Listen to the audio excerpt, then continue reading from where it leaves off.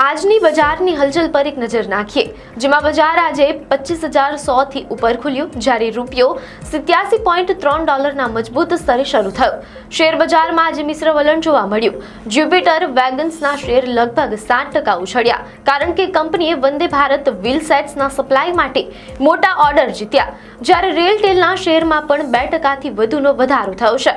IT અને FMCG શેરોમાં ઘટાડો જોવા મળ્યો, જેમાં કોફોર્સ, ડાબર, ગોદરેજ કન્ઝ્યુમર અને નેસ્લે ઇન્ડિયાનો સમાવેશ થાય છે. કોટક ઇન્સ્ટિટ્યુશનલ દ્વારા રેટિંગ ઘટાડ્યા બાદ ઇન્ડિગોના શેરમાં લગભગ 1%નો ઘટાડો થયો હતો, જ્યારે ક્લીન સાયન્સના શેરોમાં અસાધારણ વોલ્યુમ જોવા મળ્યું, જે સ્પાર્ક એવન્ટ્સ દ્વારા પંચિંગની ભૂલને કારણે થયું હતું, જેના કારણે શેર 11% નીચા સ્તરે પહોંચી ગયા હતા.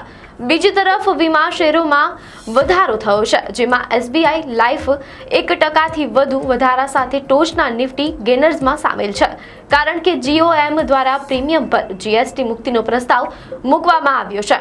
આ સાથે જ અલ્ટ્રાટેક સિમેન્ટ દ્વારા 6.49% હિસ્સો વેચવાની યોજનાની જાહેરાત બાદ ઇન્ડિયા સિમેન્ટ્સના શેરમાં 4% થી વધુનો ઉછાળો આવ્યો હતો. આવી જ ન્યૂઝ અપડેટ માટે ધ લોકસત્તા પેજને ફોલો કરો.